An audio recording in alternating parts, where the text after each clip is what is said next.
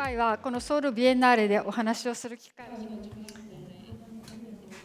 It's an honor for me to be a speaker at the 5th Seoul Biennale of Urbanism and Architecture. And I've been working with the General Director, Thomas Heatherwick, for 10 years. And we've been working together for the Azabudai Hills project. And we are going to talk about how to create an emotional city. And today, I would like to talk about how we can create value out of designing cities commercially and how we should approach this as a business.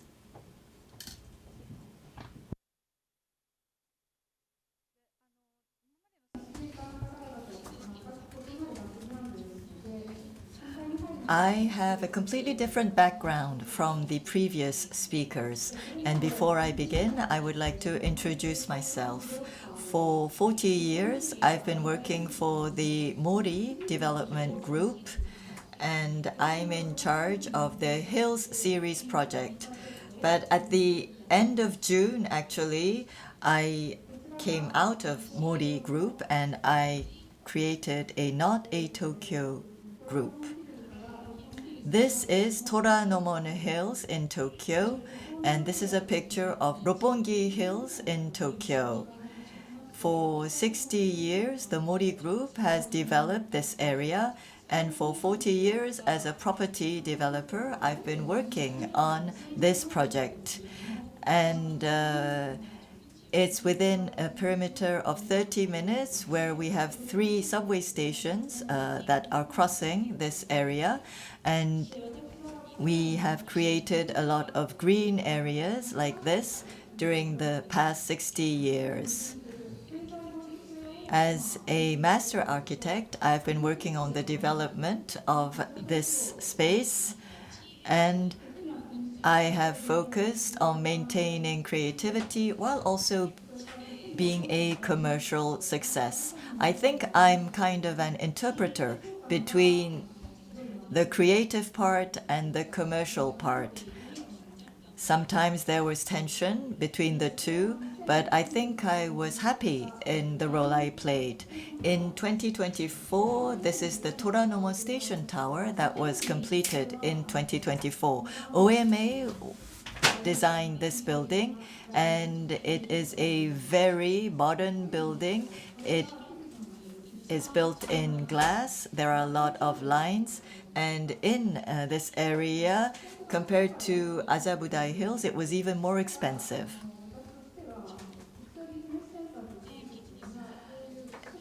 And for the International Business Center, I think we need a design through which we can sense some tension. And that's why we chose this design for this tower. This is the inside of the tower, and the artist has developed a lot of accessories with colorful glasses. And we also have designs that is connecting the different spaces with bridges. It was very costly and expensive, but it was very beautiful, and the Mori company worried about the budget initially, but once it was completed, everyone was very happy. Previously, it was just a space where business people passed through, but after this building was built, many people use it not just for business, a place to just pass through, but a true circulation route has been developed and created. This is another part of the tower. This is the lobby of the office tower. And there are no people here because it had just opened and it was not open to the public yet. And it's an office building lobby, but it plays a role of a plaza, and it's a new space like a square that the users can use. And this business tower and the station tower, we invested a lot of money in the designs, and many of the occupants are really happy. and we have 100% occupancy after the project was completed. So it was very successful. Other property developers say, why does the Mori Group use designers and architects for their projects? Because they are very expensive. Why do you work with them? That's the question we often get. I think that architects need to be strong in their convictions. If not, we cannot guarantee the quality of the designs. And I personally also am a person with very strong convictions. There are some things that as a developer I cannot give up, and I think it's true also for architects. And so ultimately, strong-minded people, when they collaborate in projects, it will be successful, and they will be able to design attractive spaces that people will love. And I think it's their passion which enables this to happen. I'm not sure whether you can see this, but here you see the map of Japan, the Japanese peninsula. And now I would like to talk about Not a Tokyo and Not a Hotel Group, which I established. Mori Group and Not a Hotel Group are design-oriented groups. In this sense, they are very similar. Not a Hotel business model is finding a way to connect design and business. And let me talk about what Not a Hotel is doing. Not a Hotel Group builds hotels around Japan, and according to the usage of these hotels, they distribute the usage time. It's a venture company and the project is ongoing. This is Setiochi and Big designed this hotel. It's a hotel in Setouchi, and this is another hotel which has not opened yet. And it's a hotel located in Hokkaido, and Snoneta has designed this hotel, and the name is Hotel Rusutu. And in order to build hotels of this size in Tokyo, it will be very expensive, but it was less expensive here. But how can we do this? We were able to innovate in terms of business and design when we discover an ideal site. Within a few days, we develop a model and an image to decide on what we will build there. We then select the architect, and if we pass the proposal, then we build the design. And we know that the construction cost will be high, but we know that if we build a building like this in this site where you have a fantastic view, this building will play a very important role. So this hotel has not opened yet, but before we sell this building, we have created booklets and leaflets in order to promote the building. It's as if the hotel exists already in the booklets through the images. And once we have sold the hotels, we build it so we can reduce the risk. Usually when we built villas, we didn't do that. We had a sharing system and people could use it anytime during the year to save cost. And we were able to propose a very attractive design to those who would use it with a low-cost budget.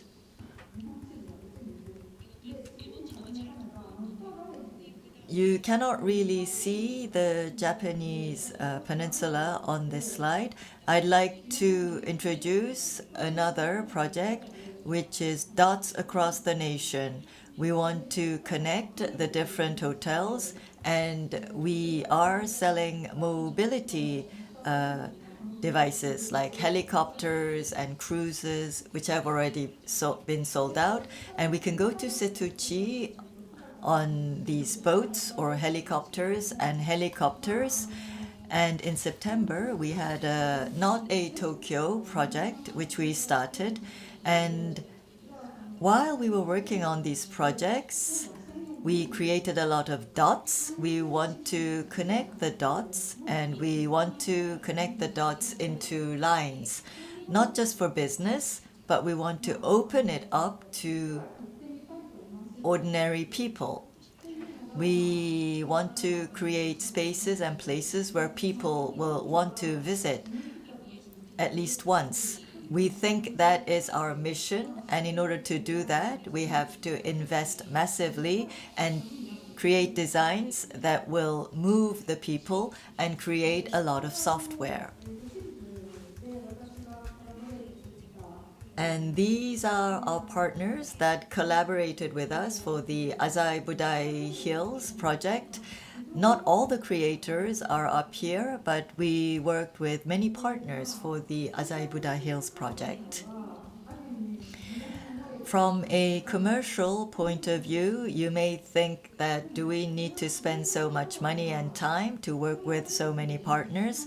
But the insights of each of the creators and the passionate investment of our creators helped us come out with an outstanding result, and we created a place that was inspiring for visitors. And I've experienced that, and I think this is a necessary process, and this is why we work with many partners. And we want to continue to work with our partners for a Not a Hotel project. This is my favorite image of the Azai Budai Hills, and Heatherwick Studios allowed me to use this image. And the finished, completed buildings you will already have seen, but this simple image helped us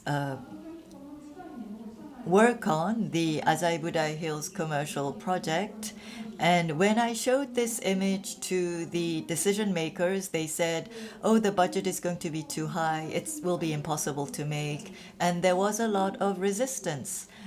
And there's a landscape review panel in Tokyo. And when we showed them this image, they were also very worried. They said, can private developers do this? And we said, we want to do this design, and they said, if you promise us that you will continue to build this project no matter what and not give up in the middle, we will approve the budget. That's what the Landscape Council said. And the development team, with this creative design, were afraid that the construction companies would be opposed, but no, even the construction companies loved it, and all the luxury brands like Hermes, who occupy Azai Budai Hills, were also very happy. If we hadn't had this image, it would have been impossible for us to complete. Azai Budai Hills, before its development, was a space that was forgotten by the citizens of Tokyo. But with the green and wellness concept, we were able to create a new design and give it a new identity. And that's how this project was so successful, I think, in my opinion. With regard to construction costs, simple designs are not you think that simple designs are less expensive and detailed designs are more expensive. But when we think of very simple linear design, which is a modern type of design, it's a type of modern design that we know. And of course, they may cost less and it will take less time to develop. But we need to move away from the productivity system, and we need to invest time and money on something that is more original. I had an interview yesterday with a reporter, and I heard that construction costs are becoming more and more expensive in Korea and Seoul. It's the same in Japan because labor costs are going up, and we also have rising costs. And because of this, some projects are interrupted. I think value engineering is becoming more and more important. If we look at this objectively, construction cost must be taken into account within the life cycle cost of a building. Construction cost only takes up 20 to 25% of the total life cycle cost of a building. So if we look just at the construction cost, it's very high. But if we look at the life cycle cost of a building, the construction cost is not that much. And we have to think that the budget is supporting a value, and we need to support it. And in the property industry, we have to look at investment versus return. And many Asian cities, Seoul, Tokyo, Bangkok, Taipei, they are very similar. When we take a snapshot of the cities, they all look alike. Because in all of the Asian cities, we see high-rise buildings made out of glass, and all the streets look the same.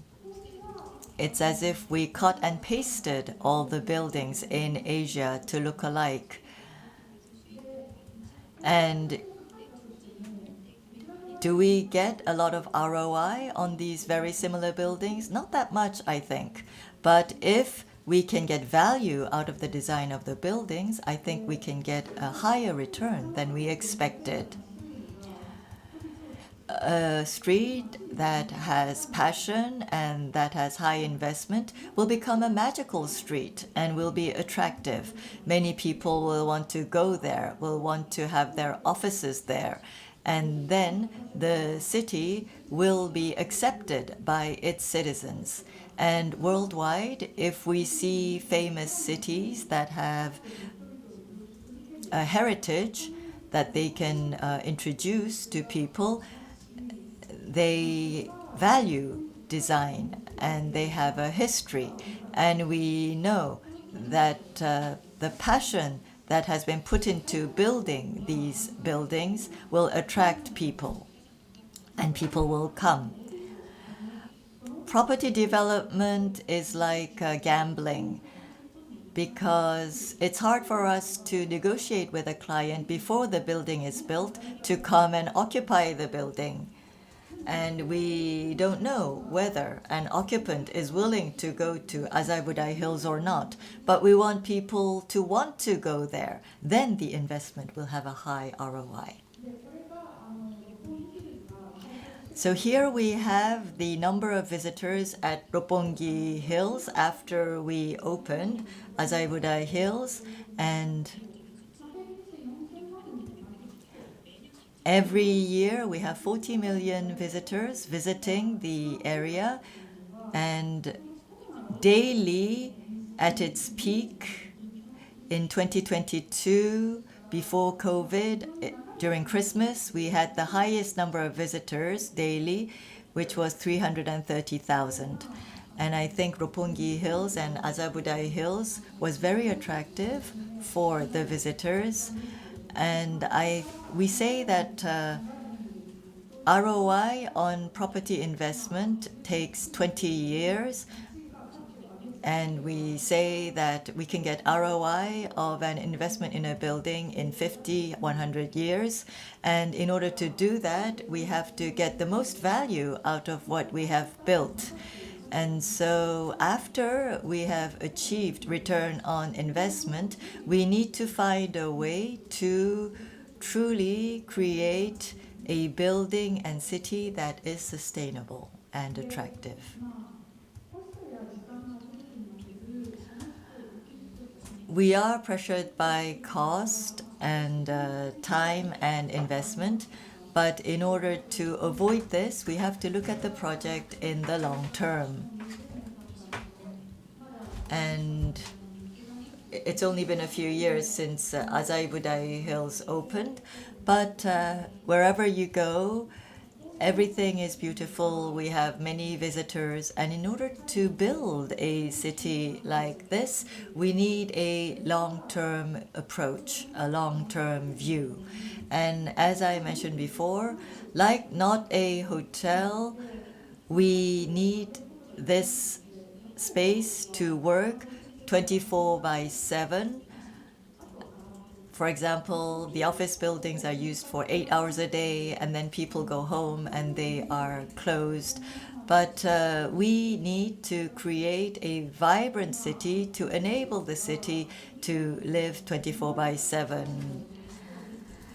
And the construction cost is about 70 to 80% of the budget, and for not a hotel, it's 5%, and the rest is construction cost. So even if you get a bonus support, where will we get the funding?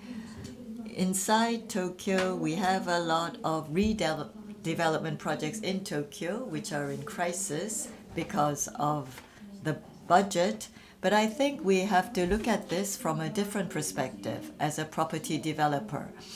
And in order to create a joyful city, we need to pay attention to detail. To pay attention to detail, we need some time, but paying attention to detail makes the city more energetic and people more happy. Modern buildings are too calm and are not attractive enough and boring, but we need to create more attractive spaces. And these are the images and pictures I took from Azaibudai Hills. As you can see, everywhere, in every corner we go, there are a lot of details, and these details create a very warm feeling. And before opening Azaibudai Hills, I wanted to take a picture, and I took this picture. You have cherry blossoms in bloom. It was springtime, and you see two people going up the stairs. And Azaibudai Hills also planted a lot of cherry blossoms, and we have many different types of cherry trees that are planted near Azaibudai Hills so that we can enable the citizens of Tokyo to enjoy the flowers in bloom. And I think that will also contribute to the success of our project. Through my 40 years of experience, I have learned that designing a city that is emotionally good for the people is not something that is impossible. I think it's a sustainable strategy that we need to take. This is the emotional city I am thinking of. This is the famous quote from Shakespeare's play, "What is the city but the people? True, the people are the city, not the buildings."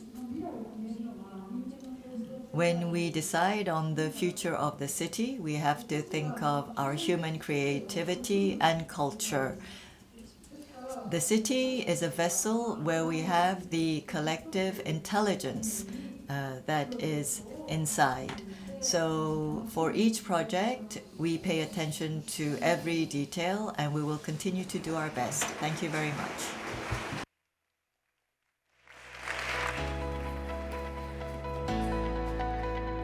네, 감사합니다. 그럼 바로 Thank 이어서 you very much. We move on to a presentation by Richard Upton. Right. I would like to invite Richard Upton. Please welcome him with a warm round of hand.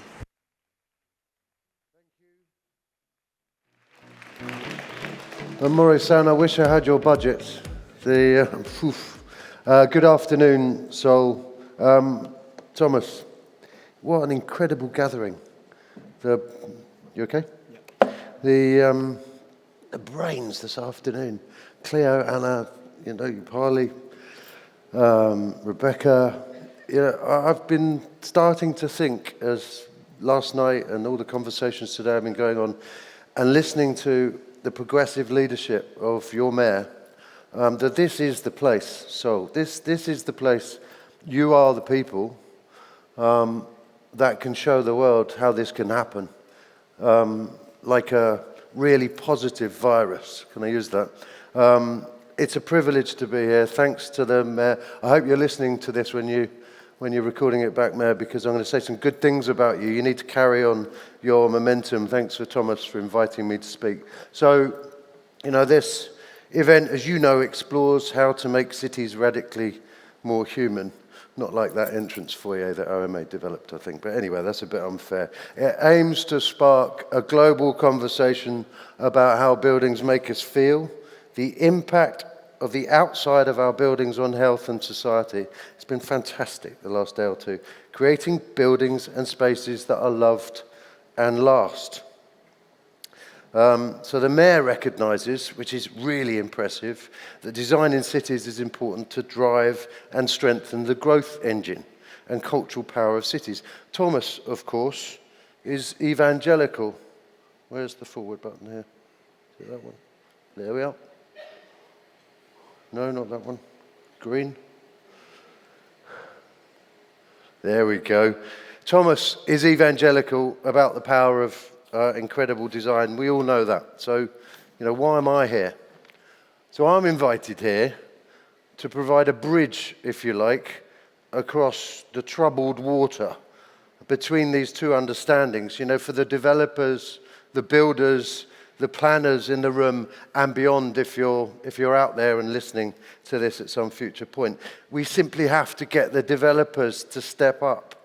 And those developers like to talk about money. They're quite primitive beasts, developers. So Matt Bell said, I said, why am I here? And he said, you're here to talk about the money. So I'm here to talk about the money, which is all a bit grubby, I think. After all of those really intellectual chats, it's a bit grubby. I'm sorry about that, but I'm here to talk about the money. So the core question, he said, that's being posed is however you want to make, however much you want to make interesting buildings, how the heck can we afford it? And so my name is Richard Upton. I am a property developer. I live 9,100 kilometers from this stage in England.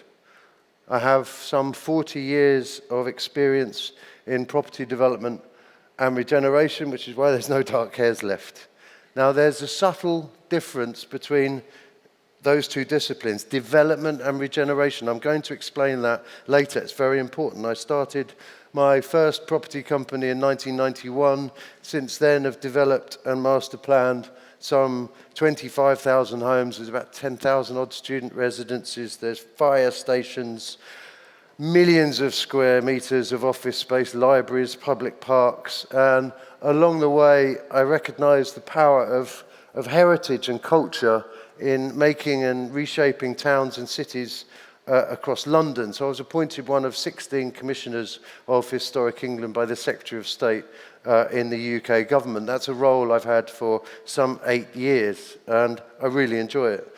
I'm also a visiting fellow at Reading University's real estate course in the UK, and that's relevant because my role in that course, which is one of the best courses in real estate on the planet, I believe, is that I teach purpose. I teach what's the point of property development. And the point of it is everything we're talking about here. It's to make the world a better place, simply. And it's not taught. The process is taught. So I'm infecting those young future developers. But until then, for the unenlightened, I'm going to return to the money. That's one of my projects overlooking the River Thames. You'll know that. I'm going to talk about the money. So my last business, before I tried to retire anyway, was called U&I. It was listed on the London Stock Exchange. And it was relatively famous for creating beautiful regeneration projects. We were certainly trying very, very hard. We had a pipeline of £20 billion sterling, so a lot of stuff.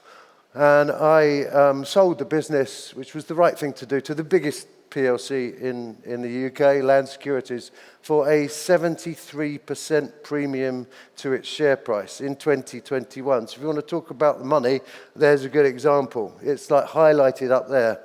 a good deal for the shareholders, yep. But I tell you what, I think they got a brilliant deal as well. And I'll explain why. I'll come back to that. So in my experience, how is my experience in building beautiful regeneration projects 9,100 kilometers away in a country with very different cultural and economic qualities relevant to South Korea and relevant to Seoul? I think it's very relevant. We're both subject to the increasing trend of urbanization. There is a significant interdependence, as your mayor knows, more than most mayors, I must say, that I've met, between beautiful urbanization and sustained economic development.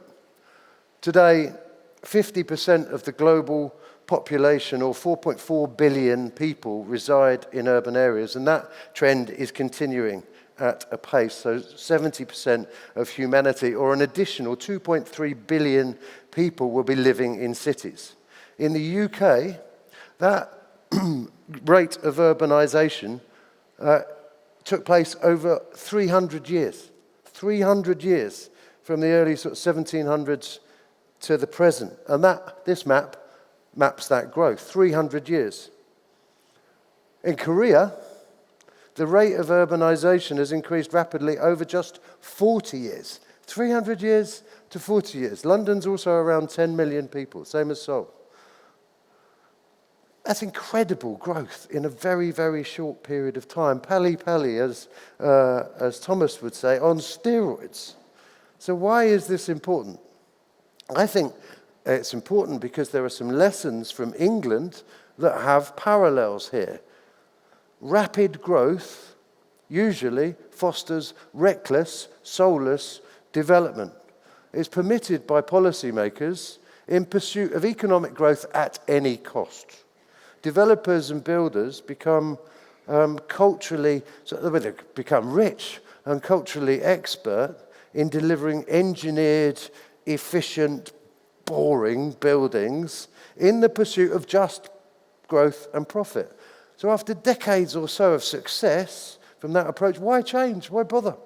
Builders and developers have become culturally set to carry on as they have done before.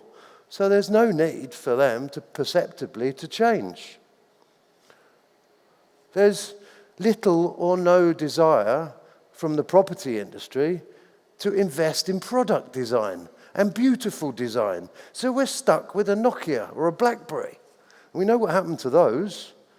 We don't progress to Apple and Samsung and beautiful things we've all got in front of us and in our pockets. And yet visionaries like Mayor O.C. Hoon and Thomas can see into the future. That soulless buildings and cities damage health, damage well-being, don't bring any joy, and are incredibly unsustainable for the long term. Thomas said earlier, average age of a building here, I think it's 28 and a half years. In England, 77 years for all types of property. You know, they're both a bit short, huh? Buildings can last for thousands of years. So in those two statistics, an environmental crime of hideous proportion. So Korea has suffered, as has England, with a period of urban decline. And there's a need for regeneration rather than just development. And that, my friends, is a very, very big distinction. Development needs just building on land, that needs efficiency, it needs risk management, it needs engineering, just bash it out.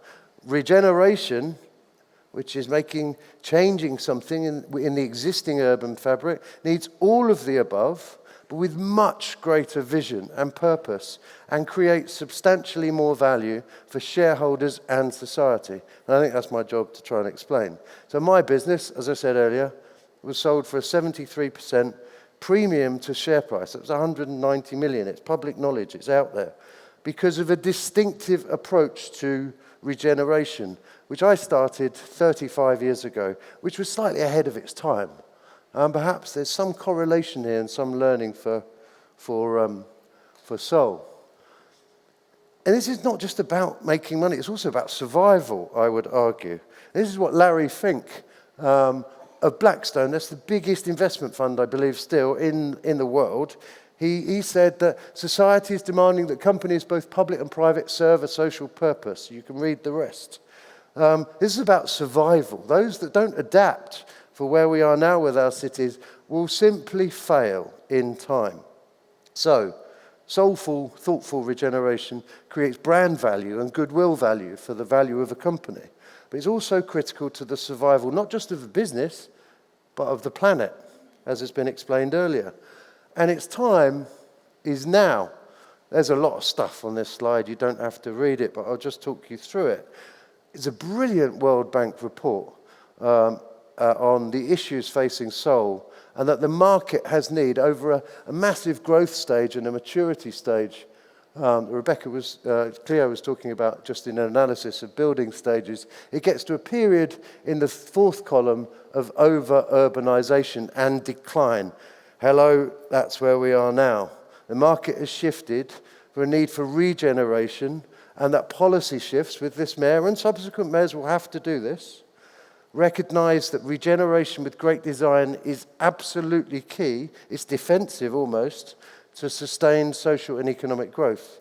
So you need to look at that graph. Developers need to look at that graph. It's from the World Bank. It's a brilliant report on Seoul. The market is mature, probably over-mature, and entering decline. Change is upon us. It's now. So unless developers, and if you're watching this back, unless you change the objectives of your business and the culture of your business to be aligned with the government and the mayor's focus to be purposeful, to understand that design is a growth engine for economic value, competitiveness, identity, emotion, quality of life, you're going to die. It's just a matter of time. Great design is everything, your mayor said. Brilliant, man. Start with that understanding. So, now, your towns and cities like ours, perhaps in England 35 years ago, need regeneration, not building at any cost. That's the shift. The word regeneration comes from the Greek palingenesia, which means new birth, both physical and spiritual. We're talking a lot about the spiritual probably in the round today. That's what regeneration means. Physical and spiritual. It's more complicated than simply building on land, yeah, but it's also full of opportunity and value add. When you create beautiful, new, soulful places within a city, you've got a real chance to shine. Everyone wants to go, wow, look at that, in comparison to those boring buildings next door. And something happens then in that composition. Often you've got a chance to work with retaining older buildings and editing them rather than rewriting them.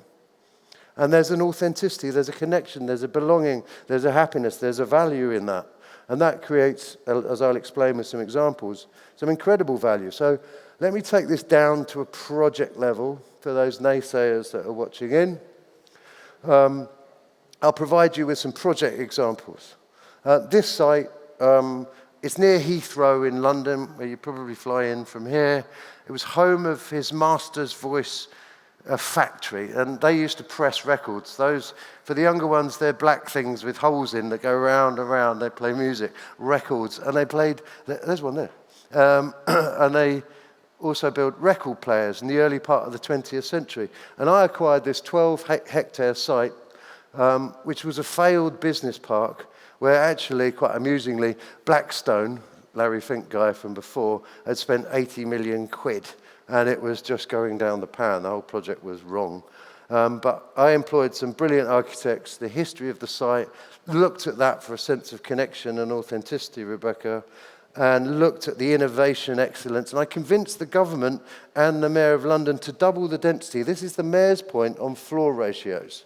Okay, if you build trust and you do a brilliant job, you can break the rules.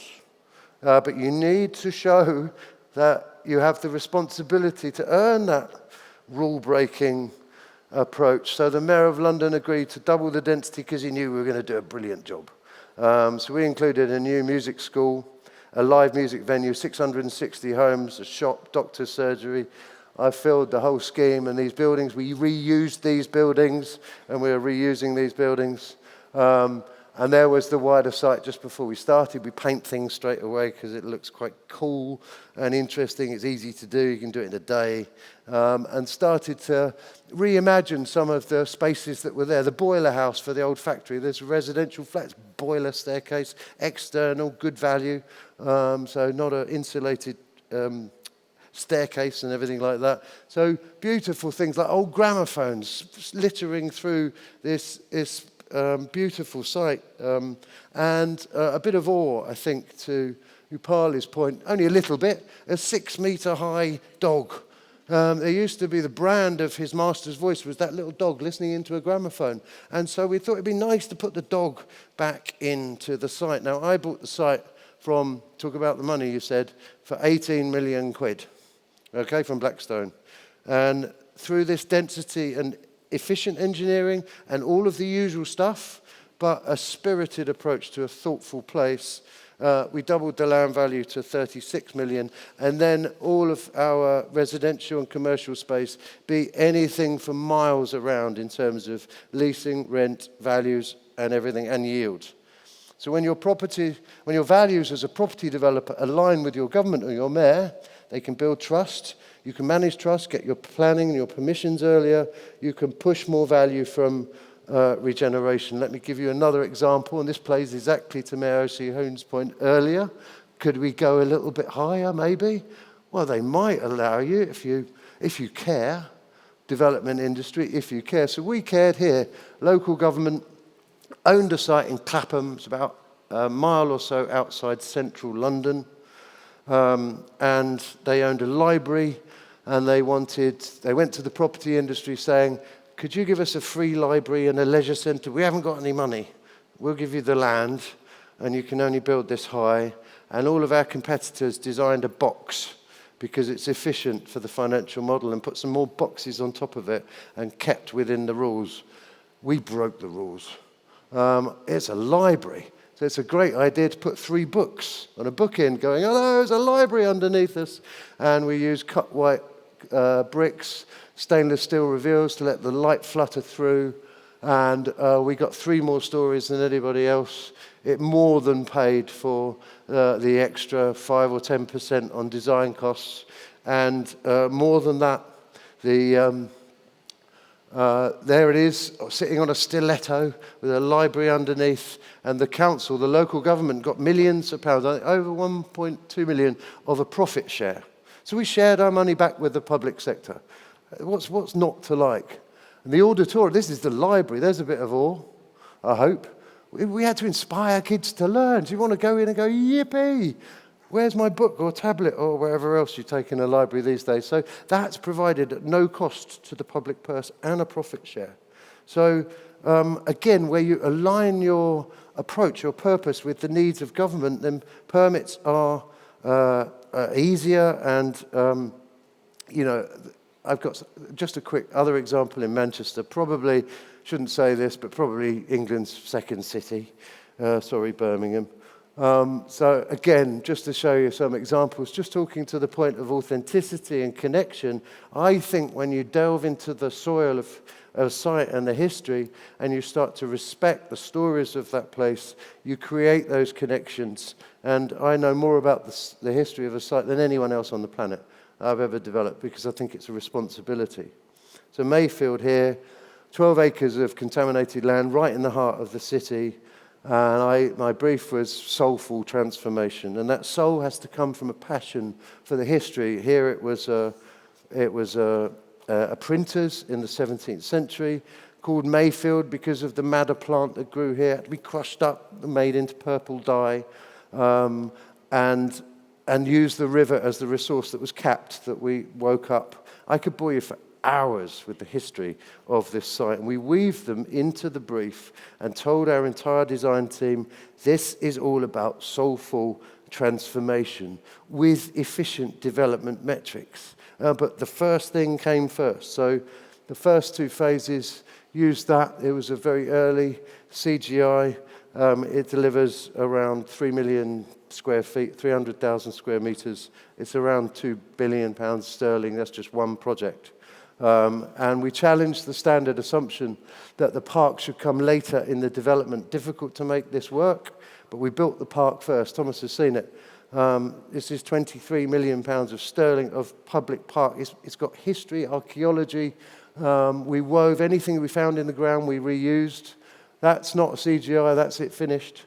We built the park first, before any buildings. Difficult to do that, but we had the government to support us. And they, again, told us to knock down all those existing buildings. And we said, no. Do you know what environmental crime that is? And also, you're layering a much more beautiful connection with the past. So we ignored that, and they didn't like that very much. And so we turned those buildings, framing the park, into a food and beverage venue. It's called Escape to Freight Island. It took us about 3 months to build it, and it paid for itself within 3 months. It has 1 million visitors a year, and it's one of the top 3 attractions in Manchester, and they asked us to throw it away. But we've got an amazing sense of place at Mayfield. And that impatience for placemaking, you have to start really, really early, has been consistent in my approach to regeneration. It was a cafe that I built in about 3 weeks for the Olympics, because I bought a site, and the mayor said, can you do something with that hoarding? So we built a cafe and engaged with people and had those conversations. And so it's very, very important to act quickly, I think, to repair things and start to engage, and you can take more risk in that way. I said to you earlier, I'm a visiting fellow at Reading, where I studied real estate 37 years ago, and the mantra I give them, there's a carriage that we converted, we put on a site straight away, is all about heritage, art, and an immediate start. So heritage, respect the history of a place. Art, litter everything with art, fill it, infuse it everywhere. Art has no boundaries, which is the boundaries you need, and no boundaries. And an immediate start, that impatience, because people, we all own the planet. So heritage, art, and an immediate start. Weave it all together and weave that purpose, which is essential, I've suggested to you, for survival. Weave that purpose into your process. Developers are very good at sort of processing things, but not with purpose. You must start with absolute expertise, with efficiency, with cash flow discipline, all those usual skills. But once you master those rules, you have to break them, which is good fun. And then you weave it into the whole process, the whole way along, with great stewardship at the end, because that will be your defining legacy when you move it on. So always have a visionary brief. This was my bid document when we won the project, which is a really successful project now. That was the title. Mayfield demands a soulful transformation. So it's a matter of responsibility, yes, but it's so much more than that. So to answer your point, Matt, that you put to me, talk about the money. Nokia was once a leader in mobile phones, but failed to adapt and evolve. And as I've shown, now is the moment in Seoul, as it was in England perhaps 30-odd years ago. Property companies that fail to embrace regeneration will die. The next chapter, for the most part, is about regeneration and development, and not development, and that needs spiritual as well as physical rebirth. So you really should align your values with society and your mayor in this instance, and that creates density and value and manages risk, and that makes money. You create a greater sales and leasing advantage with regeneration, and that makes money. You create brand and goodwill for your shareholders, as I've demonstrated in that extract from the Financial Times. Your business will be valued at a premium to your competitors. That makes money. Finally, this one's a really, really important one. I had the A-team working with me, an absolute A-team. They were young, they were mostly female. You can attract and recruit the best young talent when you've got great purpose. And that makes money. But it's also a lot more fun. So just to finish, embrace the next chapter, developers. It's regeneration. Make that your purpose. I urge you to follow the lead of your splendid mayor, O.C. Hoon, and Thomas Heatherwick. I think this is the city, and you are almost certainly the people that can make a difference and you can show the world. So to Thomas's point, it's time to shout. Thank you.